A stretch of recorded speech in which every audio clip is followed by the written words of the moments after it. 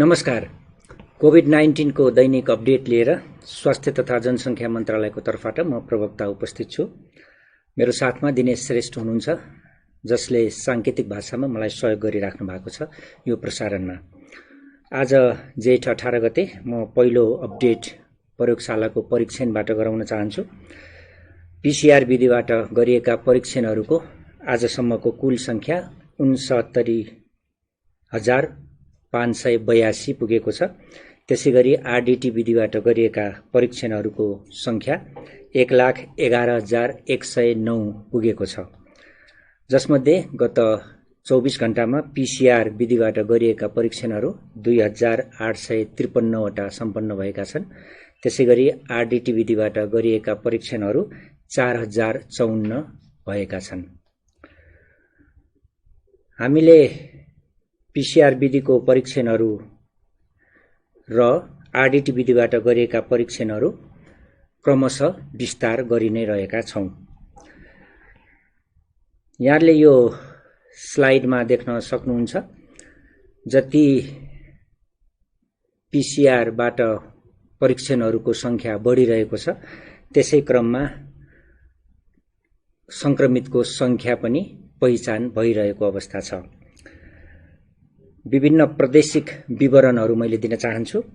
RDT विधिबाट गरिएका प्रादेशिक विवरणहरूमा प्रदेश नम्बर 1 मा आजसम्म 11,933 वटा आरडीटी विधिबाट परीक्षणहरू सम्पन्न भएका छन्।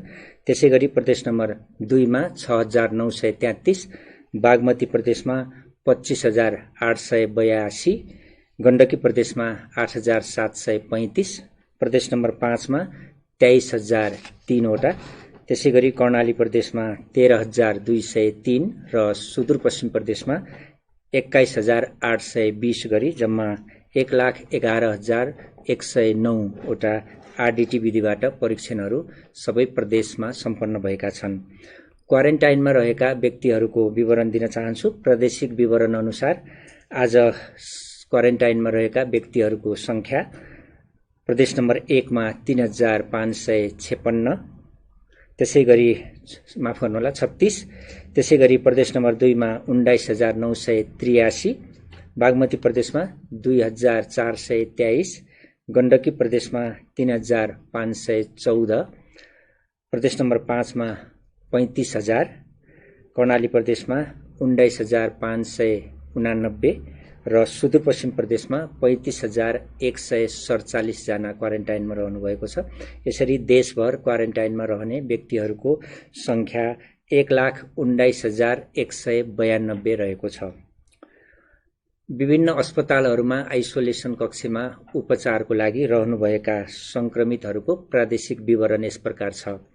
प्रदेश नम्बर 1 मा 135 जना रहनुभएको छ उपचारको लागि, प्रदेश नम्बर 2 मा 519 जना, बागमती प्रदेशमा 14 जना, त्यसैगरी गण्डकी प्रदेशमा 20 जना, प्रदेश नम्बर 5 मा 509 जना, कर्णाली प्रदेशमा 122 जना र सुदूरपश्चिम प्रदेशमा 20 जना विभिन्न अस्पतालहरूमा उपचारको क्रममा रहनुभएको छ र जम्मा संख्या 1,349 रहेको छ। त्यसैगरी डिस्चार्ज हुने व्यक्तिहरू गत पछिल्लो विवरण अनुसार जम्मा 1 जनाको थप डिस्चार्ज भएको छ। उहाँ भरतपुर अस्पतालबाट डिस्चार्ज हुनुभएको हो। मकवानपुर हेटौडाका 25 वर्षीय महिला डिस्चार्ज हुनुभएको छ सो अस्पतालबाट। यसरी डिस्चार्ज हुनेको कुल संख्या 220 पुगेको छ। प्रदेश नम्बर 1 मा आजसम्म 30 जना डिस्चार्ज हुनुभएको छ। प्रदेश नम्बर 2 मा 104, बागमती प्रदेशमा 29, गण्डकी प्रदेशमा 3, प्रदेश नम्बर 5 मा 48 र सुदूरपश्चिम प्रदेशमा 6 जना गरी कुल 220 जना डिस्चार्ज हुनुभएको छ। यो संक्रमित व्यक्तिहरू र डिस्चार्ज हुने व्यक्तिहरूको यहाँले यो ग्राफ देख्न सक्नुहुन्छ, जसमा संक्रमित व्यक्तिहरूको संख्या पनि बढिरहेको छ भने डिस्चार्ज हुने क्रम पनि यथावत रूपमा बढि नै रहेको छ। कुल डिस्चार्ज हुने व्यक्तिहरू 220 मध्ये पुरुषहरू 172 जना हुनुहुन्छ भने महिला 48 जना रहनुभएको छ। कल सेन्टरको अपडेट गराउन चाहन्छु। हाम्रो दुईवटा कल सेन्टरहरू छ, 1133 र 1115, जसमा यहाँहरूले निशुल्क रूपमा डायल गरेर कोभिड-19 को विषयमा विभिन्न जिज्ञासाहरू, प्रश्नहरू सोध्न सक्नुहुन्छ। सो प्रश्न जिज्ञासाको उत्तर हाम्रा स्वास्थ्य कर्मीहरूले यहाँहरूलाई दिनु नै हुनेछ। गत 24 घण्टामा यसरी सोध्ने कलहरू 1239 वटा हामीलाई प्राप्त भएका छन्। त्यसैगरी हाम्रो यहाँहरूसँग जोडिने माध्यम विशेष वेब पेज covid19.mohp.np छ, covid19.mohp.gov.np, जसमा लगइन गर्न सक्नुहुन्छ। त्यसैगरी मोबाइल एप्लिकेसन छ हाम्रो स्वास्थ्य नामको, जसलाई डाउनलोड गरेर यहाँहरूले त्यसमा पनि आफ्नो विवरणहरू भर्ने विभिन्न जानकारीहरू लिन सक्नुहुन्छ। सो प्रयोग गर्ने व्यक्तिहरूको संख्या दिन प्रतिदिन बढिरहेको छ र आफ्नो स्वास्थ्यको बारेमा विभिन्न विवरणहरू भरेर सो मूल्याङ्कन गर्ने व्यक्तिहरूको संख्या गत 24 घण्टामा 533 छ। यसरी आजसम्म 51,858 जनाले यो फारम भर्नुभएको छ। यानि कि आफ्नो स्वास्थ्यको बारेमा यहाँहरूले जानकारी यसबाट लिन सक्नुहुन्छ। र सो विवरण भरेपछि गत 24 घण्टामा थप 6 जना सम्भावित संक्रमितको जोनमा पर्नुभएको छ, यानि कि रेड जोनमा। यसरी रेड जोनमा पर्ने व्यक्तिहरू हालसम्म 470 हुनुहुन्छ। सो 6 जना व्यक्तिहरू विराटनगरका, काठमाडौँका, पर्साका, झापाका र तेह्रथुमका व्यक्तिहरू रहनुभएको छ। यहाँहरू सबैको एपिडेमियोलोजी तथा रोग नियन्त्रण महाशाखा र सम्बन्धित प्रदेशहरू मार्फत यहाँहरूलाई कन्ट्याक्ट गर्ने काम भइ नै रहेको छ। सम्भावित संक्रमितहरू यसबाट हामीले विभिन्न एप्लिकेसन मार्फत यहाँहरू समक्ष पुग्छौं। अब मैले अपडेट संक्रमित व्यक्तिहरूको विवरण दिन्छु। यो अपडेटमा गत पछिल्लो अपडेट अनुसार नयाँ संक्रमितको संख्या 166 रहेको छ, जसमध्ये 162 जना पुरुष र 4 जना महिला हुनुहुन्छ। जस अन्तर्गत प्रदेशको जनस्वास्थ्य प्रयोगशाला पोखरामा गरिएको परीक्षणमा 3 जनाको पोजिटिभ आएको छ। उहाँहरूमध्ये तनहु रिसिङका 1 जना 28 वर्षीय पुरुष हुनुहुन्छ। त्यस्तै स्याङ्जा गल्याङका 2 जना हुनुहुन्छ, 27 र 40 वर्षीय पुरुष। त्यसैगरी नारायण अस्पताल वीरगञ्जमा गरिएको परीक्षणमा 5 जनाको पोजिटिभ आएको छ। उहाँहरू पर्सा पटेरुवा सुगौलीका हुनुहुन्छ, जो क्वारेन्टाइनमा रहनु भएको छ। त्यहाँको स्थानीय क्वारेन्टाइनमा 5 जना व्यक्तिहरू 22 देखि 36 वर्ष उमेरका पुरुषहरू हुनुहुन्छ। त्यसैगरी कर्णाली स्वास्थ्य विज्ञान प्रतिष्ठान जुम्लामा गरिएको परीक्षणमा 37 जनाको पोजिटिभ आएको छ। उहाँहरूमध्ये 13 जना कालीकोट शुभकालिकाका हुनुहुन्छ, जो 19 देखि 52 वर्षका पुरुषहरू हुनुहुन्छ। त्यसैगरी कालीकोटकै महई गाउँपालिकाका 5 जना हुनुहुन्छ, 20 देखि 42 वर्षका पुरुषहरू। त्यसैगरी दैलेख दुल्लुका 1 जना हुनुहुन्छ, 35 वर्षीय पुरुष। दैलेखकै नारायणका नगरपालिकाका हुनुहुन्छ 9 जना, 16 देखि 48 वर्षका पुरुषहरू। दैलेखकै सिमदाका हुनुहुन्छ 1 जना, 26 वर्षीय पुरुष। त्यसैगरी दैलेखकै देवलकाण्डका 5 जना, 18 देखि 22 वर्षीय पुरुषहरू हुनुहुन्छ। त्यसैगरी दैलेखकै रातापानीका 1 जना, 38 वर्षीय पुरुष। दैलेखकै साधुका 1 जना, 22 वर्षीय पुरुष हुनुहुन्छ। त्यसैगरी तहाँ कर्णाली स्वास्थ्य विज्ञान प्रतिष्ठानमै गरिएको परीक्षणमा बाजुरा जुजनाथका 1 जना, 40 वर्षीय पुरुषको पनि पोजिटिभ आएको छ। यसरी कुल पोजिटिभ आउनेको संख्या सो प्रतिष्ठानमा गरिएको प्रयोगशालामा 37 छ। त्यसैगरी प्रदेशको अस्पताल सुर्खेतमा र पशुपन्छी अन्वेषण प्रयोगशाला सुर्खेतमा गरिएको परीक्षणमा 26 जनाको पोजिटिभ आएको छ। उहाँहरूमध्ये सल्यान कुपिण्डेका 25 जना, 11 देखि 60 वर्ष उमेरका व्यक्तिहरू हुनुहुन्छ, सबै पुरुष हुनुहुन्छ। त्यसैगरी सुर्खेत बराहतालका 1 जना, 4 महिने बालिका हुनुहुन्छ। त्यसैगरी धुलीखेलमा गरिएको परीक्षणमा 1 जनाको पोजिटिभ आएको छ। उहाँ कपिलवस्तु शिवराजका हुनुहुन्छ, 32 वर्षीय पुरुष। भेरीको अस्पतालमा गरिएको प्रयोगशालामा 8 जनाको पोजिटिभ आएको छ। बाँके नरैनापुरका 2 जना, 21 र 25 वर्षीय पुरुष। त्यसैगरी बाँकेकै खजुराका 1 जना, 30 वर्षीय पुरुष। नेपालगञ्जका 16 देखि 42 वर्ष उमेरका 4 जना पुरुषहरू हुनुहुन्छ। त्यसैगरी बाँकेकै बैजनाथका 1 जना 35 वर्षीय पुरुष हुनुहुन्छ। त्यसैगरी धरानमा गरिएको परीक्षणमा बीपी कोइराला स्वास्थ्य विज्ञान प्रतिष्ठानमा गरिएको परीक्षणमा 12 जनाको पोजिटिभ आएको छ। उहाँहरू सबै सप्तरी राजगढका हुनुहुन्छ। 17 देखि 45 वर्ष उमेरका पुरुषहरू हुनुहुन्छ। त्यसैगरी सेती अस्पतालमा गरिएको परीक्षणमा 5 जनाको पोजिटिभ आएको छ। कैलाली भजनीका 1 जना 23 वर्षीय पुरुष, कैलाली जानकी गाउँपालिकाका 1 जना 34 वर्षीय पुरुष, कैलालीकै त्रिनगर क्वारेन्टाइनका 1 जना 47 वर्षीय पुरुष, बाजुरा अस्पतालमा रहनुभएका 2 जना 2 वर्षीय बालिका र 23 वर्षीय महिलाको पनि पोजिटिभ आएको छ। त्यसैगरी कोशी अस्पतालको प्रयोगशालामा गरिएको परीक्षणमा 5 जनाको पोजिटिभ आएको छ। झापा गौरीगञ्जका 4 जना 23 देखि 39 वर्षका पुरुषहरू र मोरङ विराटनगरका 1 जना 45 वर्षीय महिला हुनुहुन्छ। अन्तिममा राष्ट्रिय जनस्वास्थ्य प्रयोगशालामा गरेको परीक्षणमा 64 जनाको पोजिटिभ आएको छ। उहाँहरूमध्ये धनुषा मुखियापट्टी क्वारेन्टाइनमा रहेका 21 जना जो 19 देखि 46 वर्ष उमेरका पुरुषहरू हुनुहुन्छ। त्यसैगरी कपिलवस्तु महाराजगञ्जका 4 जना 25 देखि 41 वर्षीय पुरुष हुनुहुन्छ। त्यसैगरी रौतहटको क्वारेन्टाइनमा रहनुभएका 29 जना हुनुहुन्छ, जसमा 4 वर्षका, 9 वर्षका र 12 वर्षका बालकहरूदेखि लिएर 52 वर्षका पुरुषहरूसम्म हुनुहुन्छ। त्यसैगरी सर्लाहीका 10 जना हुनुहुन्छ। 1 जना बालक, 1 वर्षका बालक सहित 15 देखि 50 वर्ष उमेरका पुरुषहरू हुनुहुन्छ।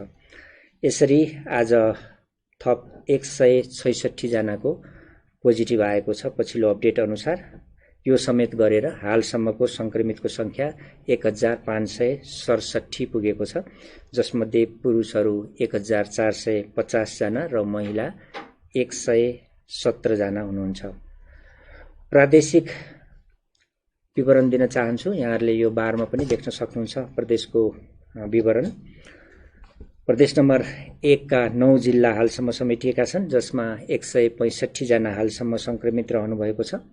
प्रदेश नम्बर 2 का सबै 8 जिल्ला समेटिएका छन्, जसमा हालसम्म 624 जना संक्रमितको संख्या छ। बागमती प्रदेशका 12 जिल्लामा 45 जना संक्रमितको संख्या छ हालसम्म। त्यसैगरी गण्डकी प्रदेशका 6 जिल्लामा तनहु थप भएको छ, 23 जना हुनुहुन्छ संक्रमितको संख्या। त्यसैगरी प्रदेश नम्बर 5 मा 9 जिल्ला समेटिएका छन्, 560 संक्रमितको संख्या छ। त्यसैगरी कर्णाली प्रदेशका 5 जिल्ला समेटिएका छन्, जसमा कालीकोट र सल्यान थप भएको छ। जम्मा संक्रमितको हालसम्मको संख्या सो प्रदेशमा 123 छ र सुदूरपश्चिमका 8 जिल्ला समेटिएका छन्, बाजुरा थप भएको छ र त्यहाँ संक्रमित हुने संख्या हालसम्म 27 छ। यसरी कुल संक्रमितको देशभरको संख्या 1567 रहेको छ। विभिन्न जिल्लामा मृत्युहरू भएको व्यक्तिहरूको, जस्तै डडेलधुराको 6 वर्षीय बालकको मृत्यु भएको सम्बन्धमा, गुल्मी जिल्लामा 56 वर्षीय पुरुषको मृत्यु भएको सम्बन्धमा आत्महत्याको कुरा छ त्यहाँ। त्यसैगरी काठमाडौँको एक निजी अस्पतालमा पनि मृत्यु भएको सम्बन्धमा यो मृत्यु भएको व्यक्तिहरूको परीक्षण भइरहेको यहाँहरूलाई म जानकारी गराउँछु र परीक्षणको रिपोर्ट पश्चात हामीले त्यसको नतिजा भन्ने नै छौँ। त्यसैगरी फेरि हामीले दुःखद खबर छ। हिजो दुल्लु नगरपालिका वडा नम्बर 7 पटाङ्गिनीका दैलेखका क्वारेन्टाइनमा रहनुभएका नेपाल विद्युत प्राधिकरण भवनको क्वारेन्टाइनमा रहेका दुल्लु नगरपालिका 11 का 35 वर्षीय पुरुषको मृत्यु भएको थियो हिजो र उहाँको स्वाब कलेक्सन गरेर रिपोर्टमा पोजिटिभ आएको छ। त्यसैगरी 2 वर्षीय बालिका जो आमा बाबु सहित भारतबाट 8 दिन अगाडि नेपाल आउनु भएको थियो, स्थानीय क्वारेन्टाइनमा बस्नु भएको थियो, बाजुरा जिल्लाको कुरा हो यो। बालिकालाई ज्वरो, श्वास प्रश्वासमा समस्या र झाडा पखाला भए पश्चात जेठ 15 गते बाजुरा अस्पतालमा भर्ना गरिएको थियो र उहाँको 16 गते स्वाब कलेक्सन भएर हाल रिपोर्ट आउँदा गए राति भनौँ आजको सबेरै बिहान 2:30 बजे मृत्यु भएको खबर हामीलाई प्राप्त भएको छ। उहाँको पनि पीसीआर टेस्ट सेती प्रादेशिक अस्पतालमा गर्दा पोजिटिभ आएको छ। यसरी हिजो 1 जना र आज 1 जना गरी 2 जना थप हुँदा देशभरका कोभिड-19 बाट डेथ हुनेको मृत्यु हुनेको संख्या 8 पुगेको छ। अब यो संक्रमणको स्थिति पनि बढ्दै गएको अवस्था र मृत्यु पनि यस सँगसँगै गइरहेको अवस्थामा हामीले मृत्यु भएकाहरूको आत्माको चिर शान्तिको प्रार्थना गर्दछौं र शोकाकुल परिवारमा समवेदना पनि मन्त्रालयको तर्फबाट व्यक्त गर्दछौं। यो परिप्रेक्ष्यमा हामीले विभिन्न निर्णयहरू पनि गर्दैछौं। कसरी पीसीआर को दायरा फराकिलो गर्ने, कसरी बढाउने, मसिनहरू थप्ने कुरा र विभिन्न प्रदेशमा रहेका प्रयोगशालाहरूको क्यापासिटीहरू बढाउने कुरा पनि हामीले गरि नै रहेका छौं। यसै क्रममा विभिन्न अस्पतालहरूमा, विभिन्न स्वास्थ्य संस्थाहरूमा फेरि पनि चिकित्सकहरूमाथि, स्वास्थ्यकर्मीमाथि दुर्व्यवहार भएको समाचारहरू आएका छन्। सो सम्बन्धमा स्वास्थ्य तथा जनसङ्ख्या मन्त्रालयमा माननीय मन्त्रीज्यू समेत उपस्थित हुनुभएको बैठकमा हाम्रो छलफलहरू भएका छन्। मन्त्रालयको गम्भीर ध्यानाकर्षण भएको छ। यसमा मन्त्रालय यसको भर्त्सना पनि गर्दछ। यस्ता क्रियाकलापहरूको हामीले दुःख व्यक्त गर्छौं। यस्तो कुरा कदापि नदोहोरिन सम्बन्धित सबैलाई हामी अपिल गर्छौं। यो हाम्रो आह्वान हो र यस्ता घटनाहरूमा संलग्न व्यक्तिहरूलाई कानुनको दायरामा ल्याएर सजायको परिधिमा राख्ने स्वास्थ्य तथा जनसङ्ख्या मन्त्रालयले प्रतिबद्धता जाहेर गर्छ र सबै चिकित्सक तथा स्वास्थ्य कर्मीहरूको उच्च मनोबल राख्न कुनै पनि कसर बाँकी नराख्ने मन्त्रालयले निर्णय गरेको छ।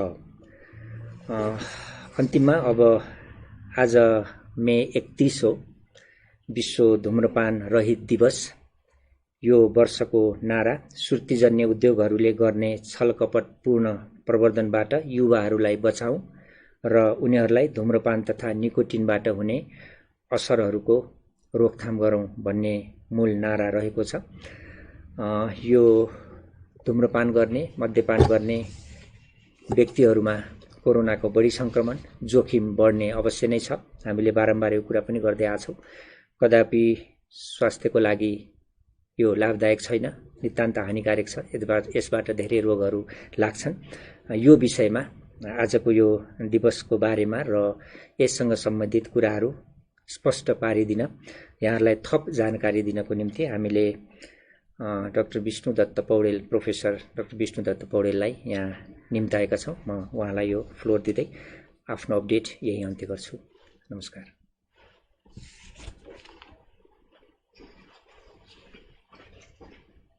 नमस्कार। म आज 31 मे वर्ल्ड नो टोब्याको डेको दिन बारेमा केही कुराहरू भन्न गइरहेको छु। कोरोना जस्तै एउटा अर्को पेन्डेमिक टोब्याको युज हो। कोरोना नपुगेका राष्ट्रहरू, नर्थ कोरिया लगायत अन्य राष्ट्रहरूमा पनि टोब्याकोको युज पुगेको छ र टोब्याकोले विश्वभरिमा लगभग 1.3 बिलियन अरबौं मान्छेलाई असर पारेको छ र कोरोना यो टोब्याको सदुपयोग गर्नाले र विश्वभरिको मान्छेको मृत्युको दर भन्ने भने लगभग 8 मिलियन 80 लाख मान्छेहरूको मृत्यु हुन्छ। हरेक 4 सेकेन्डमा एक मान्छेको मृत्यु हुन्छ। त्यसैगरी टोब्याकोले हाम्रो नेपालमा पनि अति नै असर पारेको छ। नेपालमा पनि लगभग वर्षको 27,100 मानिसहरूको मृत्यु टोब्याको कारणले हुन्छ। प्रत्येक दिनको हिसाब गर्ने भने लगभग दिनको 74 जना टोब्याकोले गर्दा मृत्यु हुन्छ। टोब्याकोले रोग लाग्ने र मृत्यु हुने कारण विभिन्न छन्। टोब्याको सदुपयोग गर्नाले क्यान्सर हुने, हार्ट डिजिज हुने, छातीका रोग, रेस्पिरेटरी रोगहरू, एजमा, सीओपीडी जस्ता रोगहरू हुन्छन् र त्यस बाहेक पनि कोरोना जस्ता रोग पनि टोब्याको युज गर्ने मान्छेलाई, सदुपयोग गर्ने मान्छेलाई हुन सक्ने सम्भावना ज्यादा हुन्छ र रोग लागिहालेमा त्यो कोरोनाले गाल्ने र त्यसले मृत्यु हुने सम्भावना पनि ज्यादा हुन्छ। त्यसै कारण यो वर्ल्ड नो टोब्याको डेको दिनमा हामी सबैले प्रण गरौँ, सकेसम्म जसले टोब्याको युज गरिरहनु भएको छ आजैको दिनमा टोब्याको युज गर्न छोडौँ।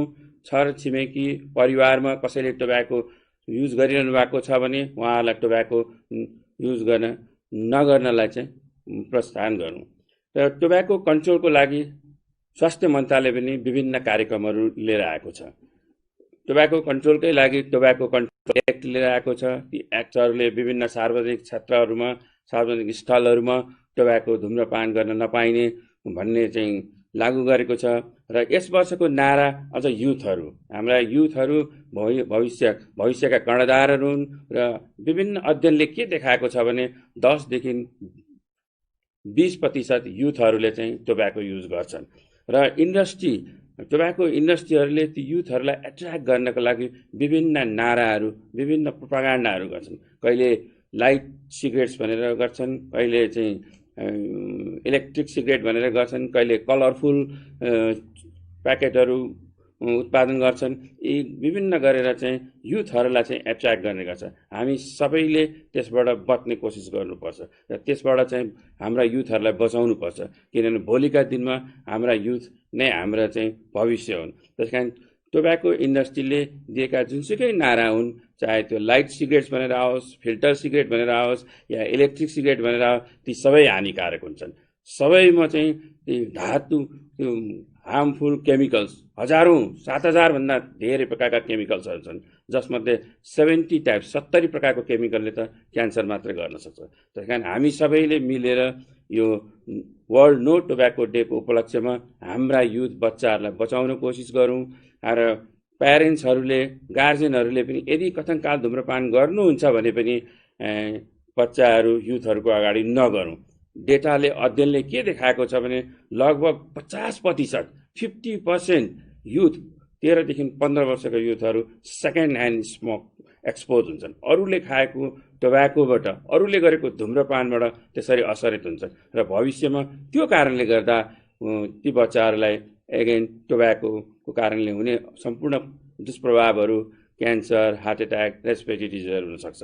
त्यसै कारण आजैको दिनमा हामीले यो टोब्याको युजलाई घटाउने कोसिस गरौँ। सबै हामी समाजका सबै प्रबुद्ध वर्गहरू, समाजका सबै व्यक्तिहरूले, ताकि यो अन्य रोग पनि नलागोस् र अहिलेको यो कोरोना पनि टोब्याकोको घटायो भने कोरोना लाग्ने सम्भावना पनि कम्ती हुन्छ र कथनकाल लागिहाले पनि त्यसले गाल्ने समस्या पनि कम्ती हुन्छ।